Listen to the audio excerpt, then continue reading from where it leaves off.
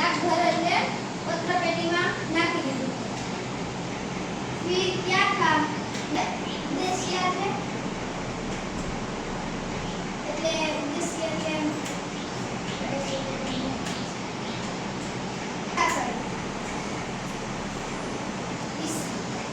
इसीलिए मालूम होने पर उन्हें हंसी आई.